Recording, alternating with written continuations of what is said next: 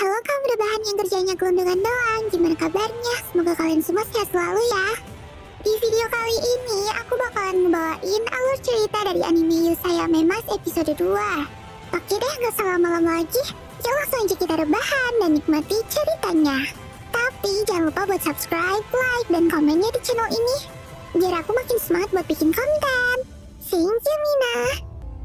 Di episode sebelumnya, seorang pahlawan dunia yang bernama Leo telah berhasil mengalahkan Raja Iblis dan menghancurkan seluruh pasukannya. Tapi dia malah diusir oleh raja dan para penduduk gara-gara kekuatannya yang terlalu overpower. Orang-orang itu pada takut kalau Leo bakalan jadi Raja Iblis yang selanjutnya. Akhirnya, Leo pun memutuskan buat hidup ngegembel dan mengembara. Terus tiba-tiba dia mendengar kalau Raja Iblis lagi nyari karyawan untuk masuk ke pasukan mereka. Alhasil, Leo yang pengangguran itu pun memutuskan untuk mendaftar ke pasukan iblis demi mendapatkan pekerjaan dan membalas dendam kepada manusia-manusia yang udah mengusirnya. Terus di episode 2 kali ini, hari pertama Leo kerja magang di pasukan iblis pun tiba. Pagi-pagi banget dia udah bangun untuk kerja lebih awal. Kayaknya dia pengen nunjukin kinerja dan kesungguhannya untuk menjadi pekerja tetap di pasukan iblis itu. Tapi saat masuk ke kamar Steina buat nanyain apa yang harus dia lakuin hari ini, kayaknya si Steina tuh masih bobo cantik di kasurnya. Lalu Leo pun berusaha untuk ngebangunin Steina yang masih molor itu. Duh, males aku masih pengen rebahan dulu, jawab Steina sambil tetap merem. Leo pun sampai putus asa buat ngebangunin Steina pakai cara biasa. Akhirnya Leo ngerubah suaranya pakai sihir biar bisa mirip sama Raja Iblis Ekidona. Hoi Steina, mana laporan mengenai karyawan baru? Mau sampai kapan kamu buatku menunggu? Bentak Leo pakai suara Ekidona. Steina yang mendengar suara Ekidona itu pun langsung panik dan bangun. Kayaknya si Steina ini tuh kecapean karena ngerjain semua tugasnya sendirian. Ya gimana lagi, emang pasukan iblisnya lagi kekurangan pekerja. Jadi mau gak mau para petingginya pun harus turun tangan untuk ngerjain tugas-tugas kecil juga. Tapi menurut Leo, si Steina ini juga salah. Karena keterbatasan waktu dan terlalu sibuk, Steina jadi gak sempet buat ngajarin bawahannya untuk ngerjain tugas simpel yang bisa dibebankan kepada mereka. Alhasil kerjaan Steina pun jadi menumpuk. Apalagi Raja Iblis Ekidona juga pengen pasukannya segera bangkit dari keterpurukan. Hal ini tentu saja ngebikin Steina jadi stres berat. Lalu setelah tahu kalau suara itu adalah bikinan Leo, Steina pun langsung ngamuk dan ngehajar Leo pakai sihirnya. Tapi karena Steinanya lagi kecapean, serangan sihir esnya itu jadi lemah dan gak berasa apa-apa ke Leo. Hei, aku kesini tuh buat ngebantu kamu loh. Bersikaplah yang lebih baik, kata Leo. Bukan masalah itu, Bambang. Kamu udah nyelonong masuk ke kamarku tanpa izin. Kamu ngintipin aku ya? Ucap Steina dan kesel. Loh, kamu kan sekubus. Harusnya udah biasa dong digitu-gituin. Hehe, jawab Leo ngeselin. Alhasil Steina pun ngamuk lagi dan kembali ngehajar Leo. Lalu setelah itu, Leo pun ngecek daftar tugas-tugas Steina yang belum selesai. Dia pun melihat ada tugas untuk ngisi ulang tunggu mana atau kekuatan sihir. Jadi, di istana itu fasilitas dan alat-alat sihirnya bisa bekerja dengan mengandalkan tunggu mana tersebut. Dan tunggu itu cuma bisa diisi ulang sama penciptanya aja. Kalau diisi ulang sama orang lain, bisa-bisa tunggu itu bakalan meledak. Wah, tugas ini cocok sekali buatku. Biar aku aja yang ngisi tunggu mana ini, kata Leo kepada Steina. Kayaknya si Leo ini bakalan pakai skill yang disebut Harmonize, yaitu kemampuan untuk meniru mana milik orang lain. Jadi dengan skill itu Leo pun bisa mengisi tungku mana tersebut tanpa takut meledak. Terlebih lagi, kayaknya Leo juga punya rencana untuk meringankan tugas Steina itu untuk selamanya. Kasih aku waktu 2 jam 30 menit. Setelah itu kamu pasti bakalan bilang, asik, pekerjaanku akan lebih mudah besok. Kamu hebat banget Tuan Leo. Asik Eru. Dan melompat menciumku. Mau taruhan? Kata Leo meyakinkan Steina. Aduh, iya deh, terserah kamu aja lah, jawab Steina yang udah capek itu dan ogah-ogahan. Setelah taruhan mereka deal, Leo pun segera bergegas untuk mulai tugasnya itu. Tapi sebelumnya, si Leo ini ngerubah penampilannya dulu biar gak ketahuan sama Raja Iblis Ekidona dan Iblis-Iblis yang lain. Karena cuma 4 pilar aja yang tahu kalau mantan pahlawan dunia lagi kerja magang di tempat itu. Oh iya, tolong kasih aku jabatan sebagai asisten 4 pilar dong, biar mereka gak pada curiga, pinta Leo. Setelah disetujui sama Steina, Leo pun bergegas pergi dari ruangan itu. Tapi dia langsung ketemu sama salah satu iblis pekerja yang kayaknya lagi mondar-mandir kebingungan di depan ruangan Steina. Terus di tempat lain, Raja Iblis Ekidona yang lagi ngadain pertemuan dengan 4 pilarnya ngeliat kalau Steina itu gak hadir. Kayaknya Ekidona sadar kalau Steina ini lagi sibuk banget sama pekerjaannya. Andai aku bisa membantunya, kata Ekidona. Tapi Melnes melarang Ekidona untuk membantu Stena karena itu malah bisa ngebikin Stena jadi sungkan. Bener juga ya, kata Ekidona dengan wajah khawatir. Lalu kembali ke kantor Stena. Leo tiba-tiba udah balik dengan cepat dan mengatakan kalau semua tugasnya udah beres. Lah, ini baru 30 menit loh. Katanya tadi 2 jaman, kata Stena dengan heran.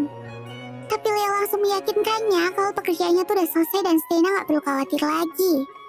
Ya udah, aku kasih kerjaan lain ya, kata Stena. Gak mau ah, capek. Aku pengen rebahan dulu. Udah lama nih gak niru mana orang lain, jawab Leo dan cuek. Setelah itu Leo pun ngeluarin sihir Mirage Eye yang berbentuk kayak CCTV untuk mengawasi pekerjaan Stena saat Leo lagi istirahat. Stena yang udah malas ngeladenin Leo itu pun cuma ngediemin dia aja. Tapi lama-lama Stena jadi jengkel juga ngeliat Leo yang cuma santai-santai dan ngabisin cemilan. Sampai kapan kamu istirahat, woi? Bentak Stena. Tapi lagi-lagi si Leo ini ngeles kalau dia tuh masih capek gara-gara ngeluarin Mirage Eye CCTV-nya tadi. Sampai 1 jam pun berlalu. Leo makin menjadi-jadi. Dia malah enak-enakan rebahan di depan Stena yang lagi kerja keras. Dasar pemalas, cepet bangun, teriak Stena sambil narikin tangan Leo. Tapi si Leo malah pakai sihir Gravity Root biar Stena gak bisa narikin dia. Leo pun makin santuy aja rebahannya dan malah mikirin nama samarannya saat bekerja. Bagusan mana ya? Lord Godheart atau Lord Bloodsword ya? Pikir Leo sambil nyantuy. Stena yang lihat hal itu pun langsung meledak emosinya. Dia langsung ngeluarin tongkat sihirnya buat ngehukum Leo. Kau ini emang ya, dasar pemalas Polyhina yang suka buang-buang waktu, teriak Stena sambil merapalkan sihirnya untuk menyerang Leo. Tapi sebelum Stena sempat melepaskan sihirnya, tiba-tiba seseorang mengetuk pintu. Tampaknya inilah yang ditunggu-tunggu sama Leo dari tadi. Ini dia, akhirnya datang.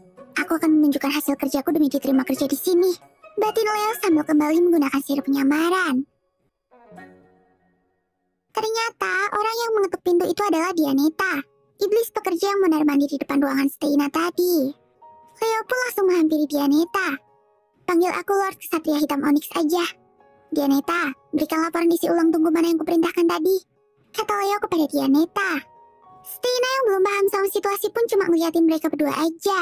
Lalu Dianeta pun langsung melepaskan kalung ametis yang dipakainya dan menyerahkannya kepada Leo.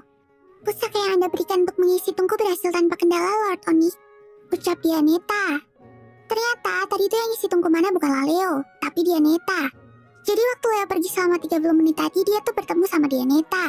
Leo pun langsung punya ide untuk membuat sebuah pusaka dari batu ametis dan mengalirkan mana yang udah disamakan dengan skill Harmonize, biar aliran mananya tuh bisa persis dengan milik Stena.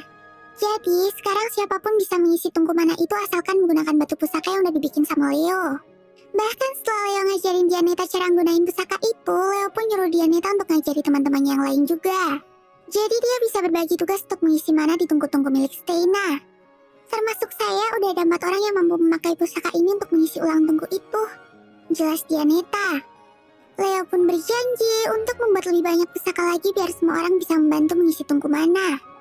Nah, gimana Stena? Tugas untuk mengisi ulang tungku mana udah terselesaikan nih. Tugas kami adalah meringankan bebanmu, kata Leo. Iya benar Nona Stena.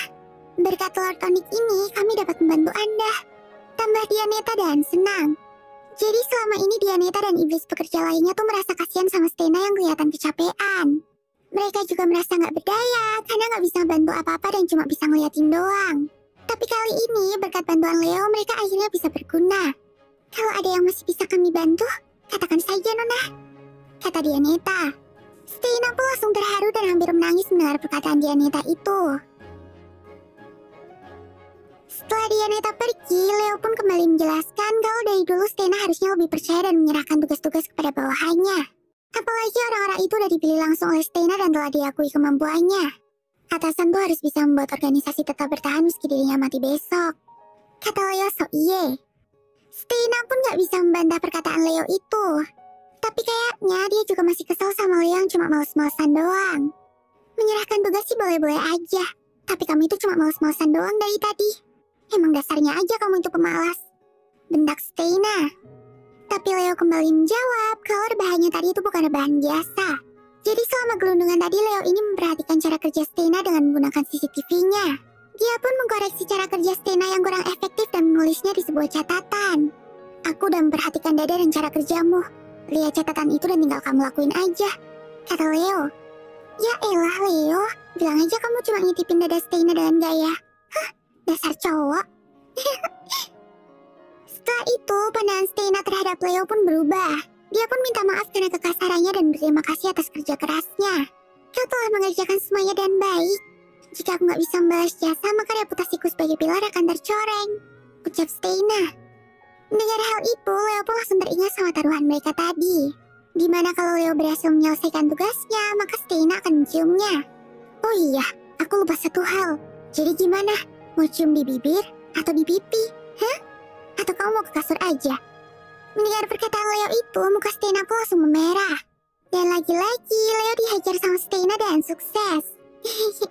Syukurin, salah sendiri iseng.